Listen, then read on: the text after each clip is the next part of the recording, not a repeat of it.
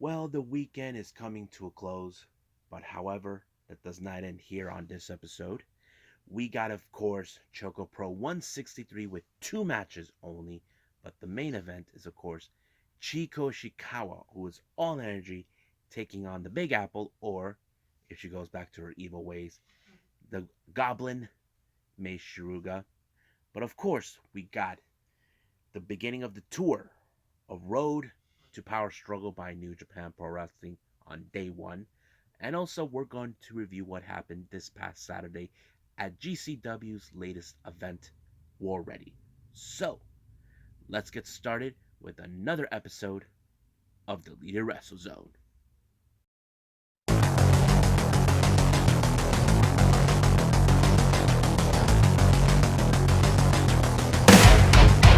Are you ready? Get up, get up!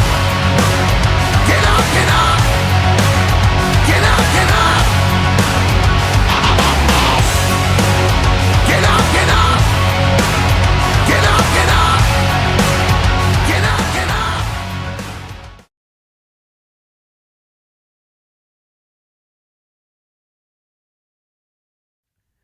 Welcome, everybody, to Deleted Wrestle Zone. All things that it's pro wrestling with AEW, NXT, New Japan Pro Wrestling, Impact Wrestling, the National Wrestling Alliance, various promotions, wrestlers, matches, and championships. I am your host, Jay right here. So, let's start with Choco Pro number 167. As you know, we're getting closer and closer to certain matches that we are expecting, but right now, let's focus on this latest matches. The first one is a tag team match with Masa Takanashi teaming up with one of the other competitors for the interim Super Asia Championship, Sean Shiru, taking on Tokiko Kira and, of course, the other competitor involved in that four-way match, Balinaki. Now, you could have expected that somehow, if you follow the story, that Masa and Sean will not get along. You're probably right, because this is more now who should be representing Choco Pro. As you know, Minoru Fujita is not there all the time, so they feel they have to bring that title back to Choco Pro.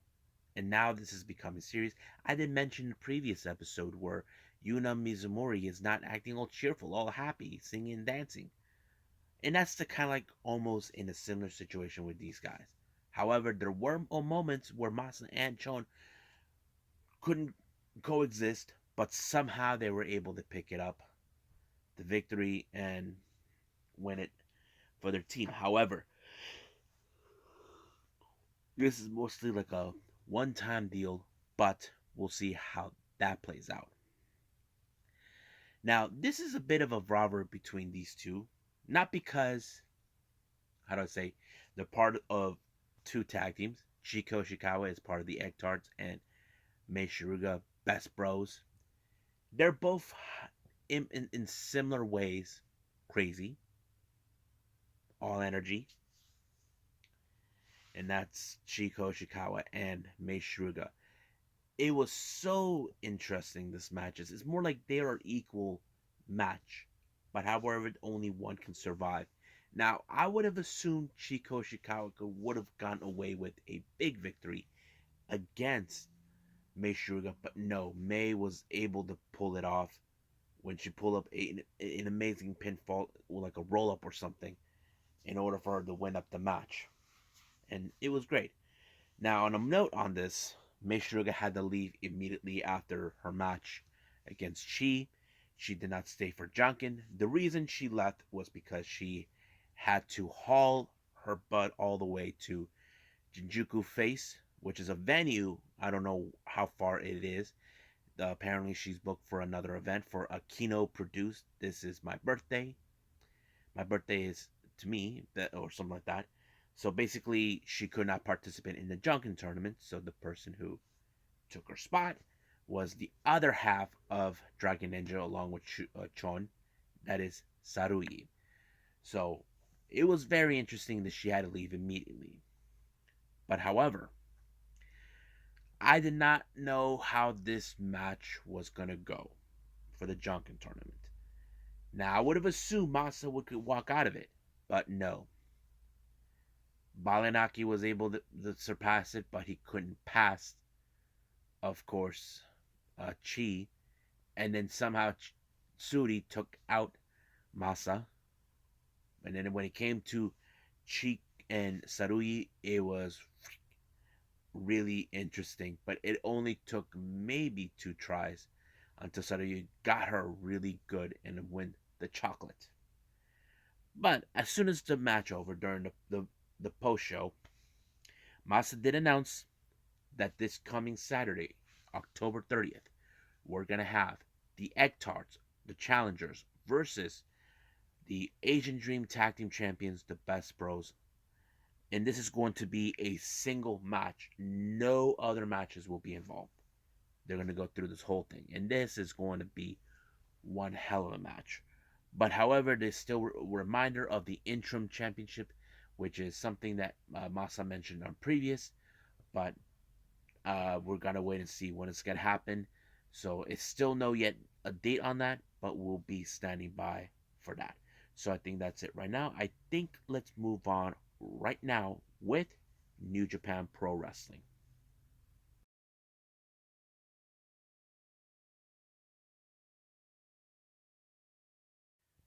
Okay, so we've got New Japan Pro Wrestling with the start Road to Power Struggle Day 1.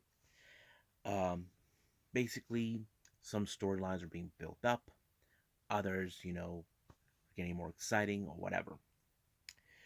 The first match we have is a set of trios championship matches. We have Young Lion Rohi Owa team with Flying Tiger with consistent of Tiger Mask and current IWGP Junior Heavyweight Champion Robbie Eagles to take on Master Wato, Ryusuke Taguchi, and of course Hiroyoshi Tenzan. Now this was a very interesting match because I know for a fact Master Wato would love to have another crack at at Robbie Eagles for the IWGP Junior Heavyweight title, and basically he will love to challenge him. However, he did send a clear message to him when he put the young lion Oiwa in the Boston Crab, sending it loud and clear when he forced him to pin. Our next match is a pair of Bullet Club members, or should I say the House of Torture members, Dick Togo, Sho, Yujiro Takahashi, and Evil taking on Chaos, Yoshihashi, Ishii, and Goto teaming up with Young Lion, Koze Fujita. Now keep in mind, Sho, Evil, and Yujiro are currently on the hunt right now for a chance of the IWG, no, the NEP Openweight Six-Man Tag Team titles. Now, Yujiro and Yujiro and Evil have tried it before at least twice. One with Yujiro with Ishimori and the other with Kenta. And to no avail, they lost. So they're saying third time's a lucky charm. So we'll see about that. But however, Sho sent another clear message to the to Chaos when he actually put Fujita in once again a Boston Crab, a clear message. However, this feud between Chaos and House Torture is just going to be escalating and escalating, which is going to tell a big story, but there is still no word when will this tag team title match will take place. That is something I'm definitely expecting. Our next match we have the United Empire, Great Khan, and of course the return of Aaron Henare. You probably ask yourselves, where the hell was he? According to information I looked around saying Henare had a neck injury, he was recovering, so he's back, and this time he and Khan faced off against Satoshi Kojima and Toru Yano. Now keep in mind, Great Khan has always had some deep issues with Yano in the past with his tricks and his antics. And of course, basically, it did allow for them to take it out on Kojima while Yano ran to the hills because he knows how dangerous, Khan and Hanare are as the United Empire. but it's still unclear what else is going to take place. But it's great to see Hinare. I mean, I know some of you probably asking yourself, we're going to see the entire United Empire in full force. I mean, see Aussie Open, TJP, going to New Japan. I don't know. It's still unclear on that part. Next match, we have Bullet Club, Ghetto, who is back in the ring. Some of you probably say, where was he? If you guys should know, Ghetto, behind the scenes, he is the booker of New Japan. So it's great to see him. So he teamed up with Kenta, who's walking out with the stolen IWGP United States Heavyweight title, claiming that it's his title, facing off against Yuji Nagata and, of course, Hiroshi Tanahashi. Now, as you can guess, Kenta did the same thing once before with Yoshihashi when he stole the bow staff. Now he's doing the same thing again. However, they managed to put Geto in the crosshairs and make Kenta watch. But however, Kenta only thing in mind right now is to become the IWGP United States Heavyweight Champion. That is what is on his mind. This title has eluded him.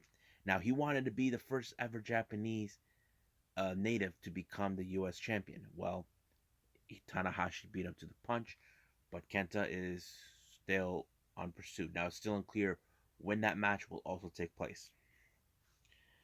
Our next match we have, of course, is Bullet Club Yado, Tangaloa, and Tamatanga taking on GHB, Tomi Akihama, Togi Makabe, along with the Rainmaker, Guchika Okada, where he walked out with the once now defunct IWGP Heavyweight Championship. Now, this is a title that Kota Ibushi retired this year when he united both the Intercontinental Championship and the Heavyweight all in to become one. So basically, Okada's a bit of an old-fashioned type, but he wants this to be the representing of the G1 for some odd reasons. But we'll see how that goes. But however, it looks like the rivalry between Tama and Okada begins to rise. But keep in mind, it was Tama who actually pinned the undefeated streak of Okada during the G1. So now he wants to beat him in his own game. So that looks like what's going on. And of course, and that's what he did. He pulled off the gun stunt, and that's how he won the match. Now our next match is the elimination match, 4 versus 4. We got Suzuki-gun Doiki, Yoshinori Kanemaru, Despi, and Zack Sabre Jr. taking on LIJ, Bushi, Hiromu, Sanada, and Shingo. Now, this match became a bit of a rivalry now. Now, Suzuki-gun and LIJ has faced off time and time again, but however, Bushi was the last one to be eliminated, and he got hurt by Zack Sabre Jr. But Zack Sabre Jr. is now his true focus is the IWGP World Heavyweight Champion. He believes that he is going to reshape New Japan in his own image. And even though he knows that World Tag League is coming, but he wants, what's his name, Taichi to become 100%. Now, I could see that maybe they could drop the title so they can have focus Zack Sabre Jr. become champion, but we'll see how that goes. In matter of fact, so he's claiming to Shingo that he will send him to the hospital, along to be right next to their fallen leader Naito. But Shingo is not afraid of anything. But of course, Zack Sabre Jr. is confident that he will become the IWGP World Heavyweight Champion.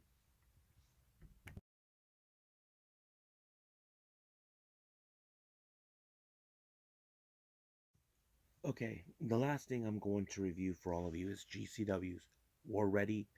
This was one of also involving Minoru Suzuki in the main event. As you know, he's doing his little United States tour and all that sort of thing. The opening match was supposed to be a 7-way scramble match with Gringo Loco, Lucas Riley, ASF, Matt Gandagiff, Brandon Gesson, and a guy I don't know, Eli Everfly, and then all of a sudden we have the surprise appearance of Alley Catch. Now this was one of those Oh yeah, I forgot JTG. I forgot he was in. Yeah, sorry, my bad. JTG, my bad. JTG was involved in this match. It was a good match, and I think many people probably know this type of scramble match, anything could happen. But to my surprise, I didn't expect her, but it was Ali Catch who pulled off the victory, and I think it was pretty good. Excuse me.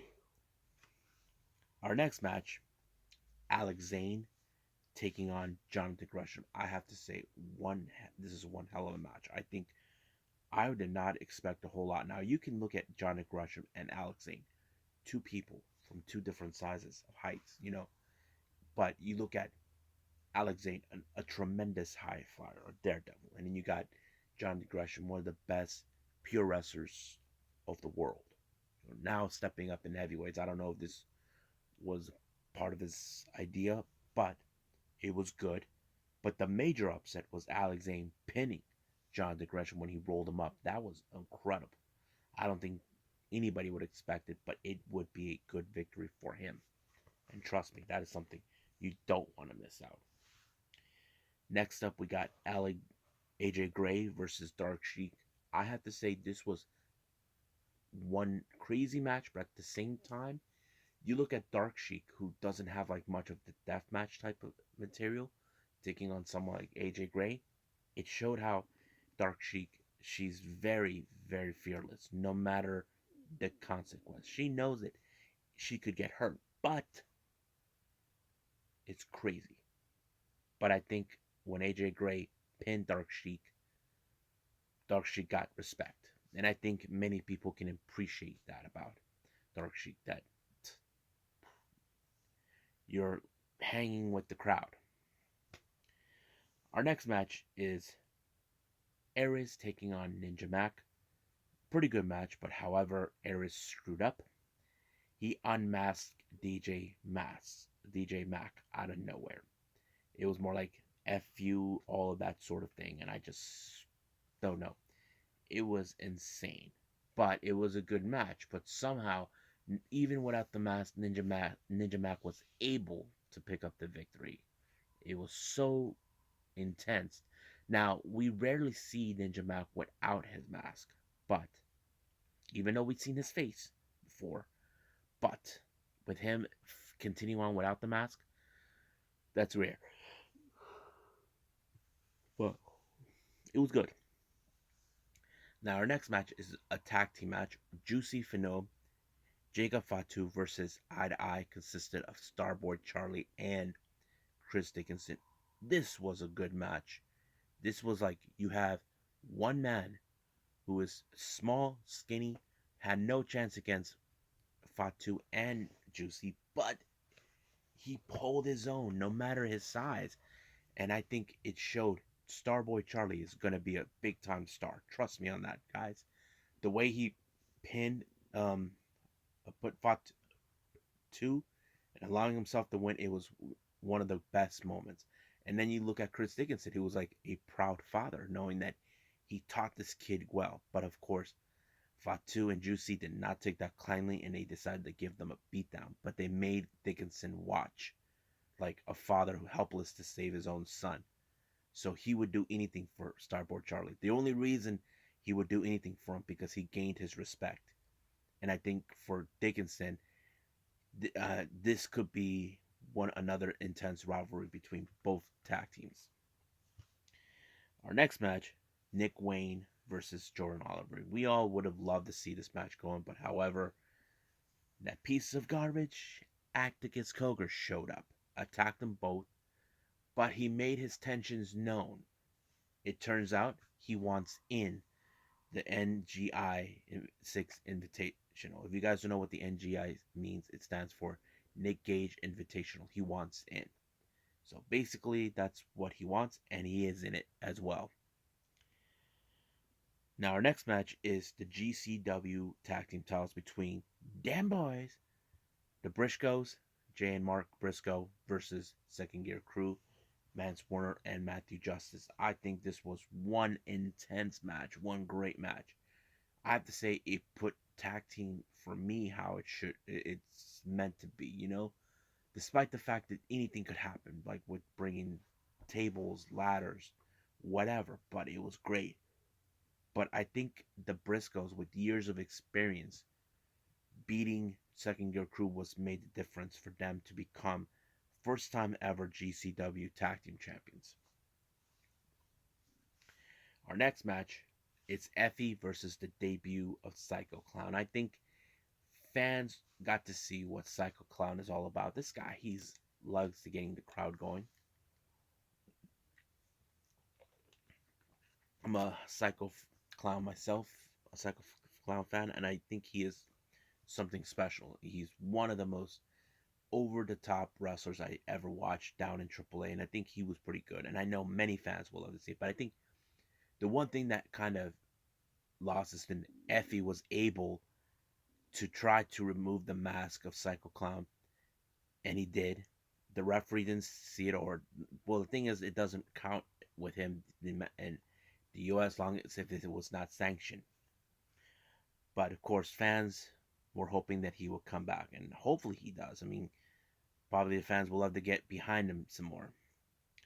Now, our main event is Minoru Suzuki versus Nick Gage. I think this was like, I don't know. There's mixed feelings from certain people I've been hearing about. Others saying it was good, others saying it was terrible. It doesn't matter, long as we get to see two wrestlers duke it out, you know.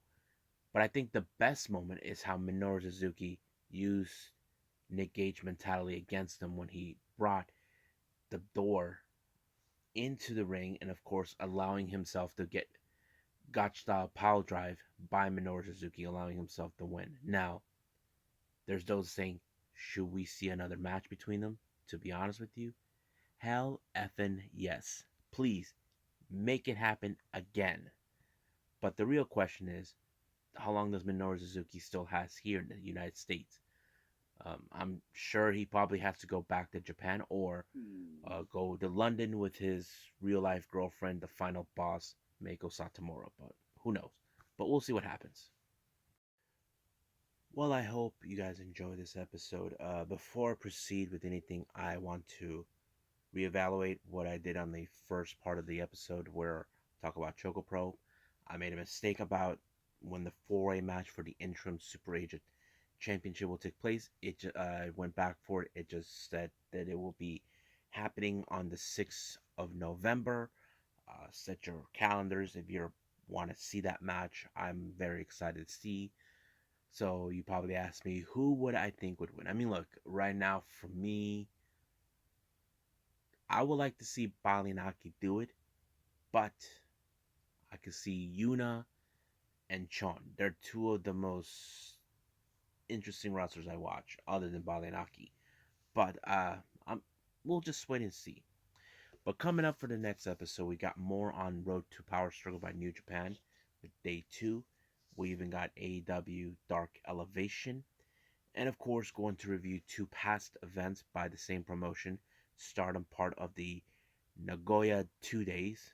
This took place back in mid May. Um, so basically, gotta take a look at it. So for right now, I'll see you guys in the next DWZ time. Same DWZ channel. I must bid all of you adieu. So goodbye. Mwah. And have a nice day. Bang.